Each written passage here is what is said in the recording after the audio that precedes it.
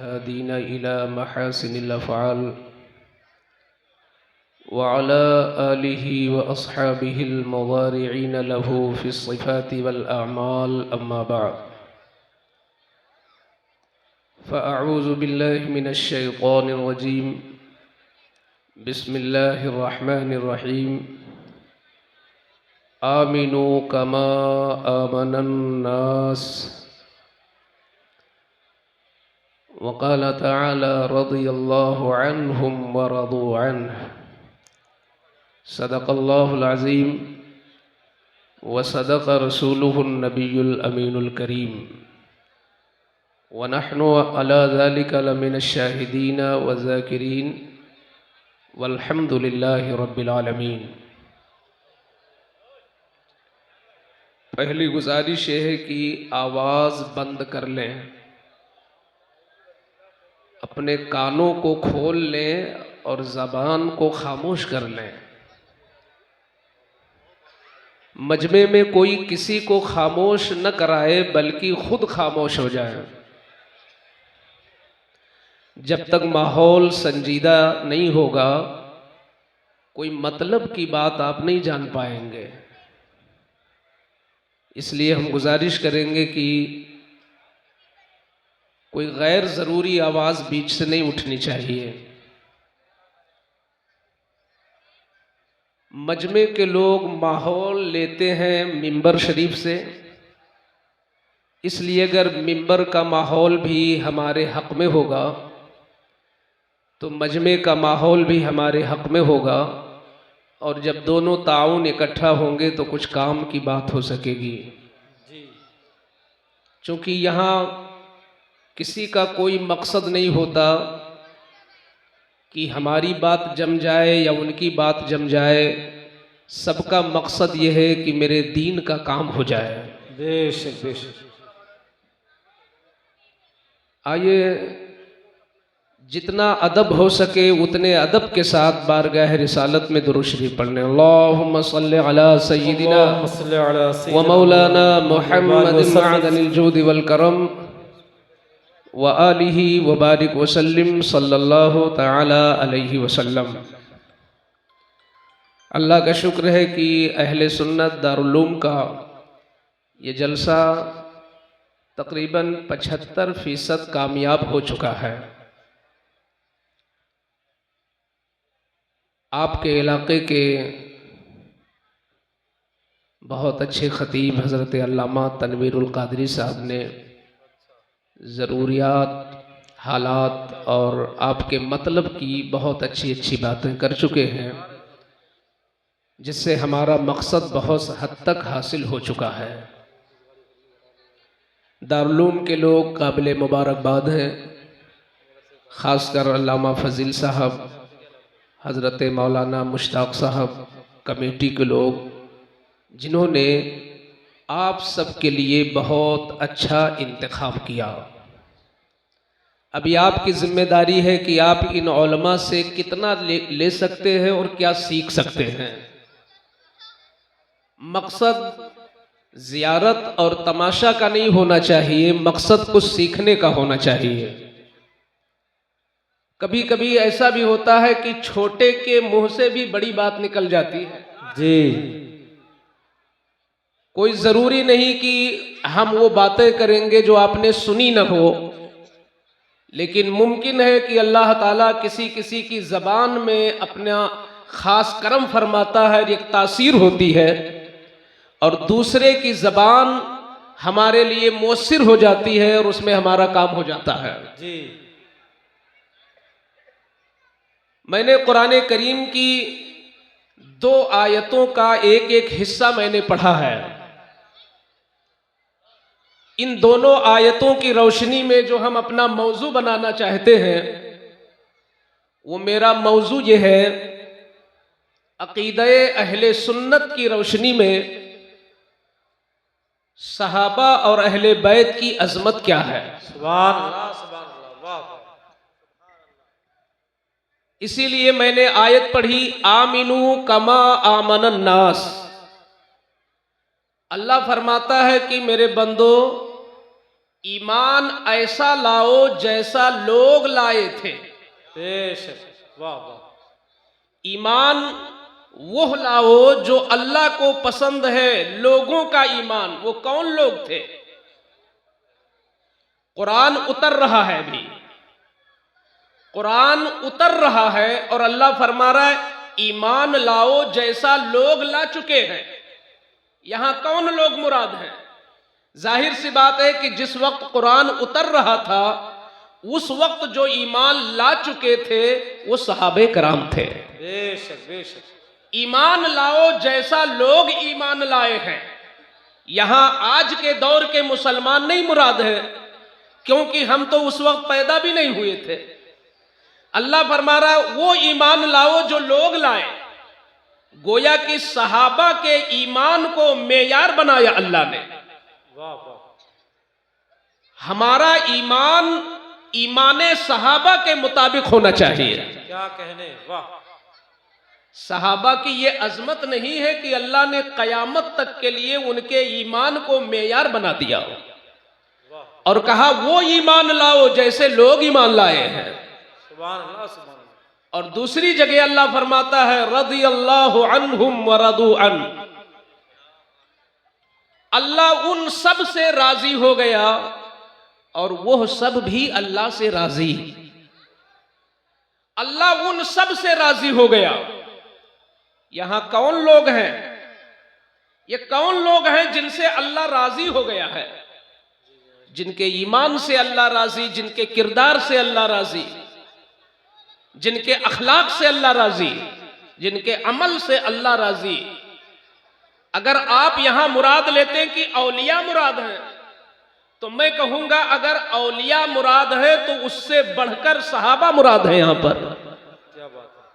अल्लाह फरमाता है कि रज़ियल्लाहु अन्हुम, अल्लाह उन सब से राजी हो गया। अब मिंबर पर यहां वो लोग मौजूद हैं जिनका ताल्लुक मदरसों से है, जो कहीं ना कहीं से अक्सर वो लोग हैं जिन्होंने ग्रामर सीखा होगा। रज़ियल्लाहु अन्हुम, अल्लाह उन सब से राजी हो गया। तो यहां सहाबा को अल्लाह ने मुराद लिया। और कितने सहाबा को? जितने भी सहाबा हुए तकरीबन 1 लाख से ज्यादा, 1 लाख से ज्यादा सहाबा हुए। उन सब के बारे में अल्लाह ने फरमाया कि मैं सबसे राजी हूं। यानी अबू बकर सिद्दीक से लेकर सबसे अखीर में जो ईमान लाए,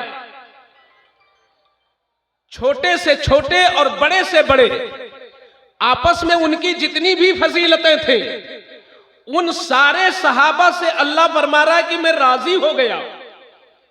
अबू बकर सिद्दीक से अल्लाह राजी, उमर से अल्लाह राजी। मैं कह सकता हूं इस आयत की रोशनी में कि अल्हम्दुलिल्लाह, जिस तरह अल्लाह मौला अली से राजी है, ठीक उसी तरह अल्लाह अमीर मुआविया से भी राजी है। ये कुरान ने बता दिया ना, कुरान ने बता दिया। ये अनहुम का क्या मतलब है कि अल्लाह उन सारे सहाबा से राजी है। क्या बात है। तो अनहुम का दायरा इतना वसी है, अनहुम का मैदान इतना चौड़ा है कि इस अनहुम से कोई माई का लाल अमीर मुआविया को निकाल नहीं सकता है। इस अनहुम से हजरत सुफियान को नहीं निकाला जा सकता। इस अनहुम से अबू मूसा अशारी को खारिज नहीं किया जा सकता। इस अनहुम से अब्दुल्ला इब्ने अम्र इब्ने आस को नहीं खारिज किया जा सकता। अरे जिनको अल्लाह दाखिल करे उसको बंदा खारिज कर ही नहीं सकता। क्या बात है। सारे सहाबा से अल्लाह राजी हो गया। सुभान अल्लाह, सुभान। मैं कुरान की बात कर रहा हूं जाफरपुर वालों, मुझे इसका कोई खतरा नहीं कि कोई एतराज करे उठकर। अगर हमारी कौम में ऐसे लोग हों तो मैं उन्हें मुबारकबाद पेश करता हूं कि आप तकरीर के दौरान एतराज करें। मैं कुरान की दलील देता हूं, मैं ना तफसीर का हवाला ले रहा हूं और ना मैं किसी तौजीह का वसीला ले रहा हूं, मैं साफ इबारत कुरान की पेश कर रहा हूं। क्या बात है। रदियल्लाहु अन्हुम, वाह वाह वाह। अल्लाह ताला सारे सहाबा से राजी हो गया।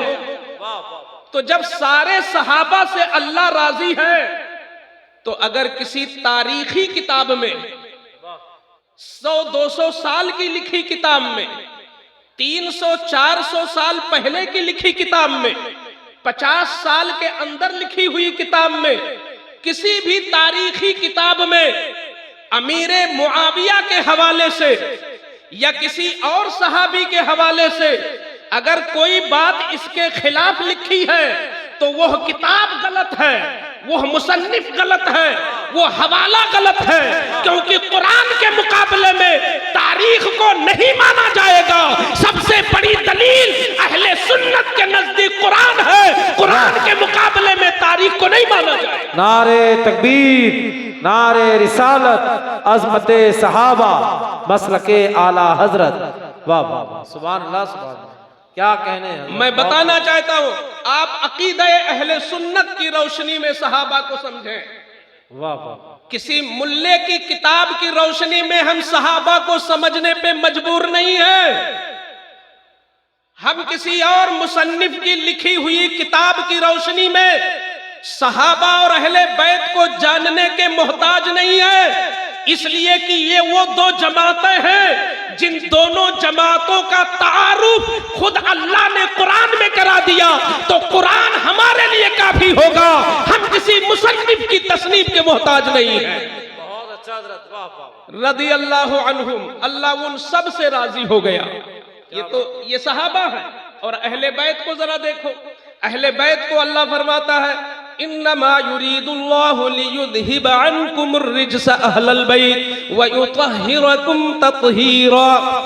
अल्लाह फरमाता है कि अल्लाह की मर्जी यही है कि ऐ नबी के घर वालों, ऐ अहले बैत, ऐ मौला अली, ऐ फातिमा, ऐ हसन हुसैन, अल्लाह की मर्जी ये है कि अल्लाह तुम्हें खूब खूब पाक कर दे।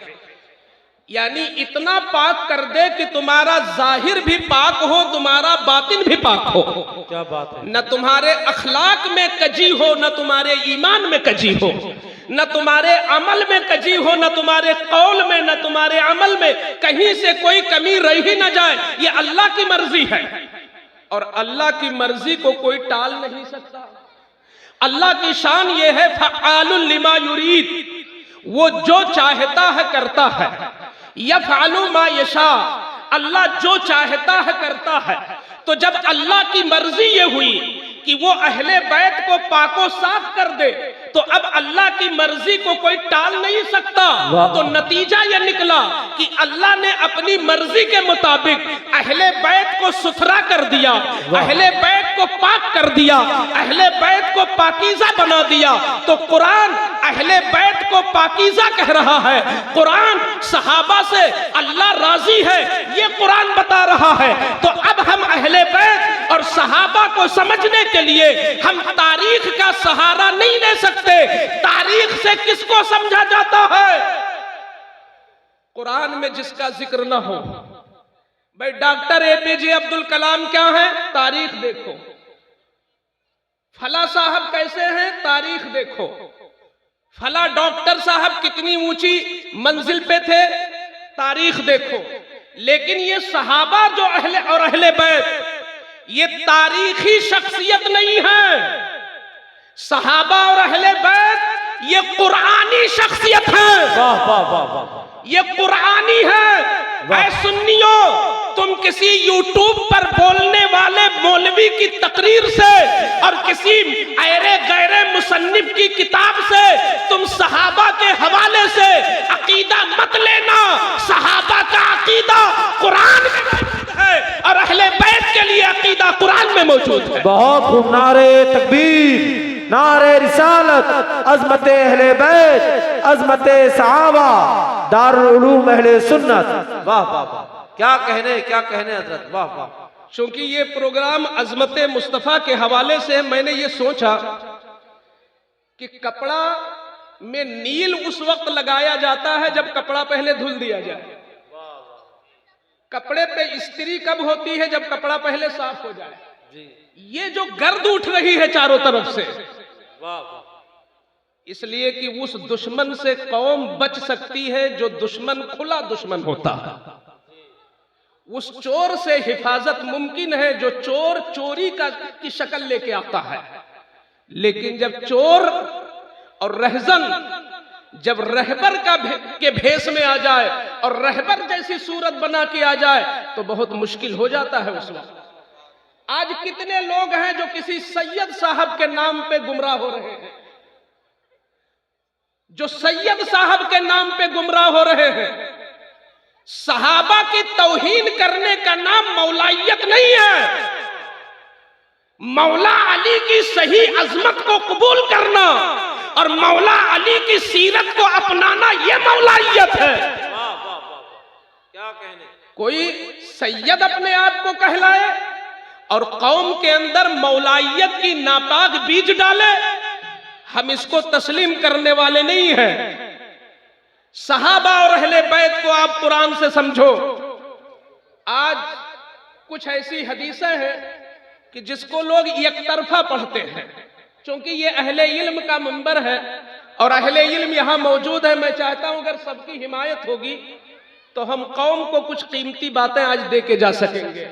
वो बात जो दलीलों की बुनियाद पर हो, वो बात जो दलील की बुनियाद पर हो, ताकि ये ना हो कि अहले सुन्नत सिर्फ चीखते चिल्लाते हैं। नहीं, ऐसा कुछ नहीं है। बाज लोग कहते हैं भाई मौलाना साहब को हो क्या जाता है कि माइक पर आते ही गुस्सा हो जाते हैं। वो गुस्सा नहीं होते हैं, वो उनके जज्बात होते हैं, वो अपने जज्बात होते हैं।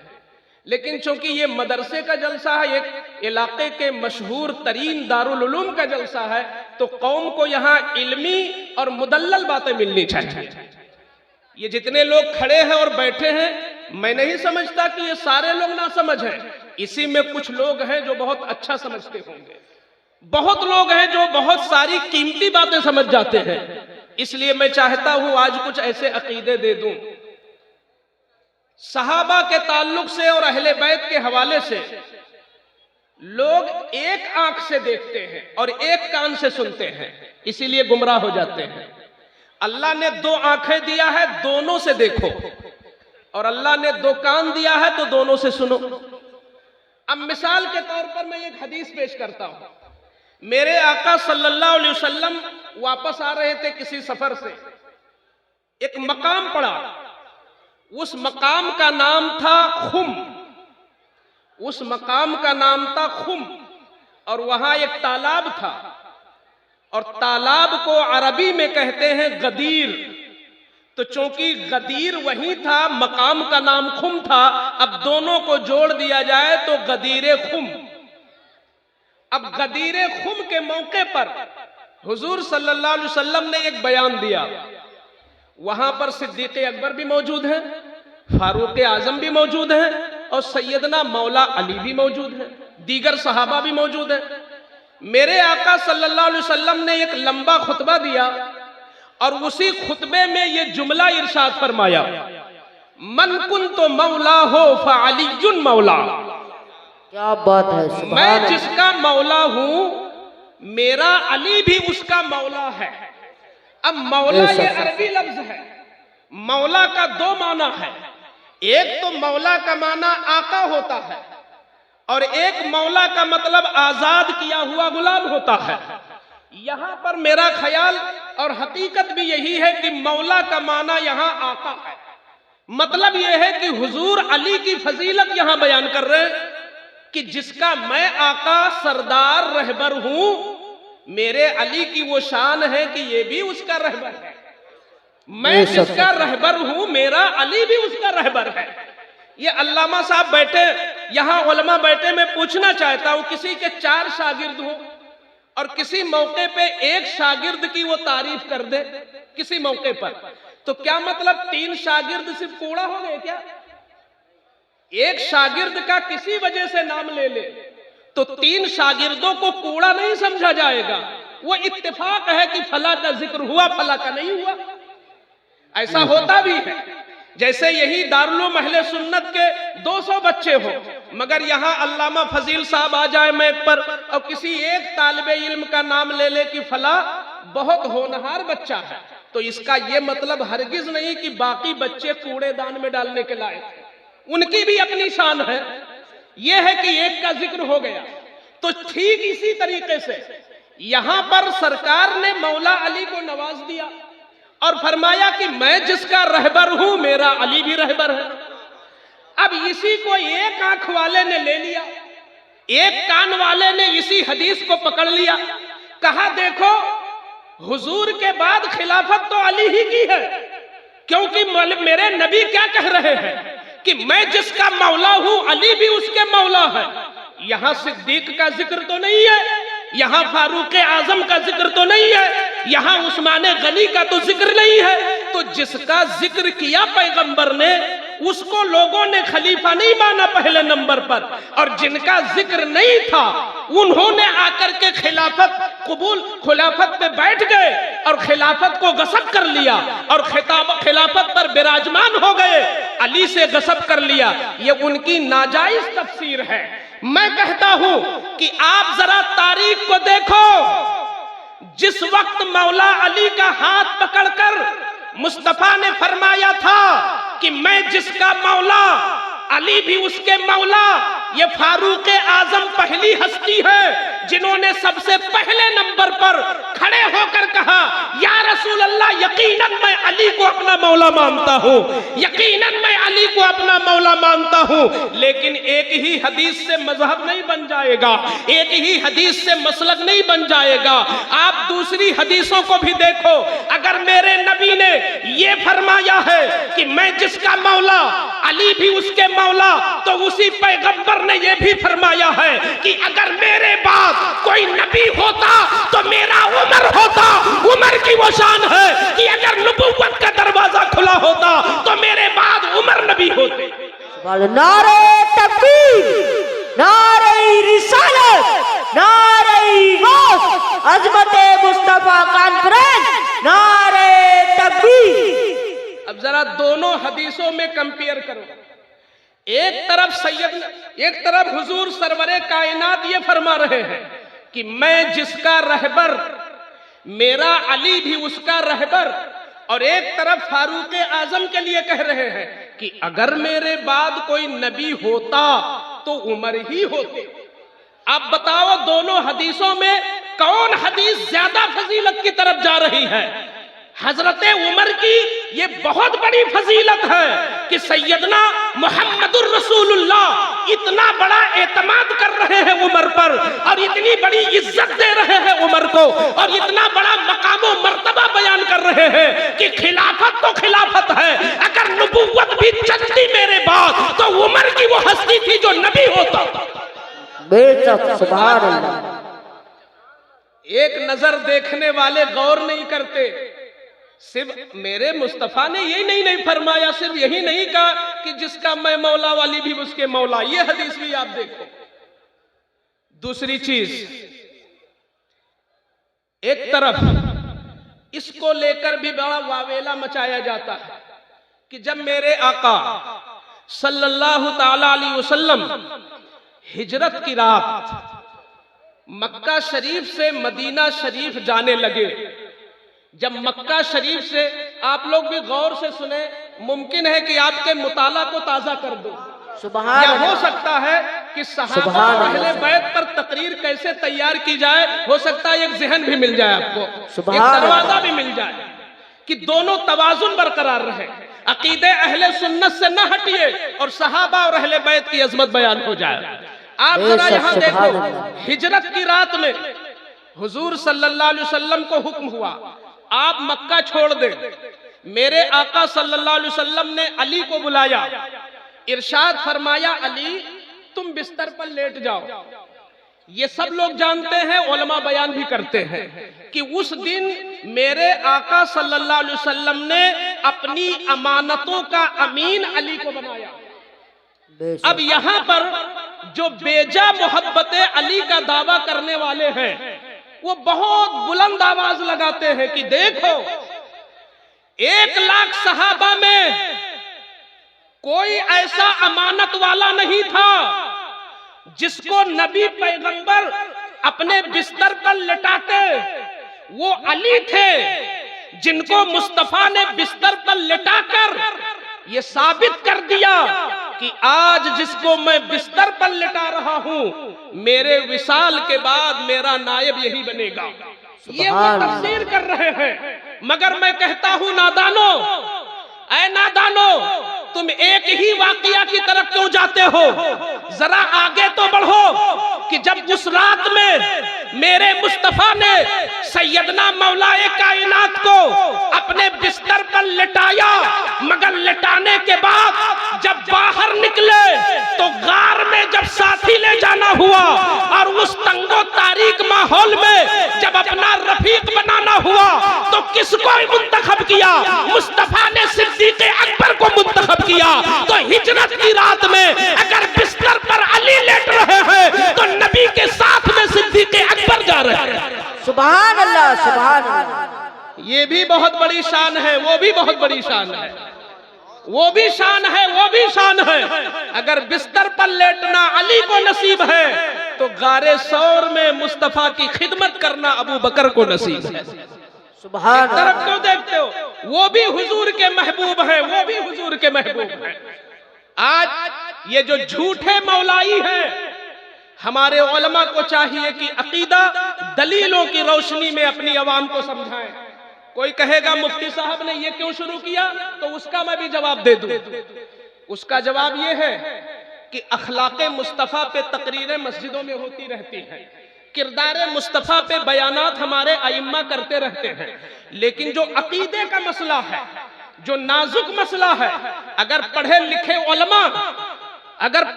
उलमा दरसगाही उलमा उन अकीदों को मुदल्लल अंदाज में बयान नहीं करेंगे तो आखिर हमारी कौम कब समझेगी कि हमारा सुन्नियत का असली अकीदा क्या है?